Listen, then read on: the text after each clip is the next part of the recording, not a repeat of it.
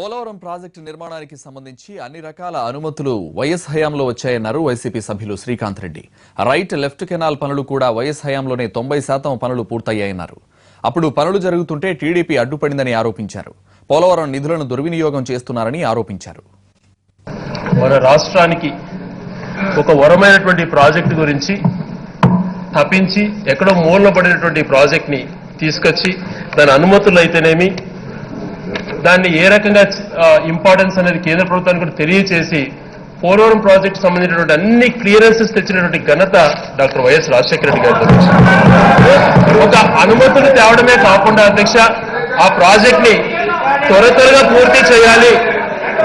Sir, ఒక అధికార పక్షం ఈ రకంగా వివరించడం అనేది ఎంతవరకు సమంజసమో మీరు ఆలోచన చేయండి సార్.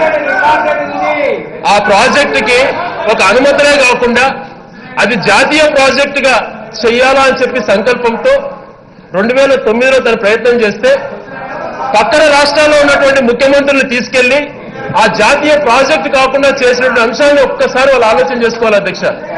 ఇదే కాకుండా ఈరోజు పట్టిసీమ ద్వారా నీళ్లు ఇచ్చేసినాం, సస్యశ్యామలం చేశామంటున్నటువంటి వీళ్ళు ఆ పట్టిసీమ ఆ కెనాల్ ఏదైతే ఉందో రైట్ కెనాల్ కానీ లెఫ్ట్ కెనాల్ కానీ రాజశేఖర రెడ్డి గారి హయాంలో 90% కంప్లీట్ అయినటువంటి మాట వాస్తవా కాదా ఒక్కసారి ఆలోచన చేయమని అధ్యక్ష. అదే కాకుండా ఆ కెనాల్ రైట్ కెనాల్ ఏదైతే ఉందో ఆ రైట్ కెనాల్లో పూర్తి ప్రాజెక్ట్ కానీయకుండా హైకోర్టుకి వెళ్లి స్టే తెచ్చినటువంటి వాళ్ళు ఎవరో ఒక్కసారి విచారణ చేపడితే వీళ్ళ బండారం అంతా బయటపడుతుంది అధ్యక్ష. ఇవి కాకుండా కేంద్ర ప్రభుత్వం నుంచి దాదాపుగా పూర్తి స్థాయిలో నిధులు ఇవ్వాల్సినటువంటి ఈ ప్రాజెక్టుకి సరైనటువంటి మార్గంలో నిధులు తెచ్చుకోలేనటువంటి పరిస్థితి కనిపిస్తా ఉంది. రాజశేఖర గారి పీరియడ్లోనే 4,000 కోట్లు అప్పుడే ఆయన హయాంలోనే ఖర్చు పెట్టినటువంటి ఈ ప్రాజెక్టుకి ఈ 3 సంవత్సరాలలో 3,450 కోట్లు మాత్రమే ఖర్చు పెట్టారు అధ్యక్ష. ఒక విన్నపం అధ్యక్ష తమరి ద్వారా అధ్యక్ష, ఈ రోజు రాయలసీమకు మనం నీళ్లు ఇవ్వాలన్నటువంటి సంకల్పంతో అందరము ఉన్నాం కాబట్టి Nagarjuna Sagar tail point project మనం ఇక్కడ తీర్మానం చేశాం అధ్యక్ష. ఆ తీర్మానాన్ని కేంద్ర ప్రభుత్వం గట్టిగా పట్టుబట్టి దాన్ని నేషనల్ ప్రాజెక్ట్ గా చేసుకోవాలి అధ్యక్ష.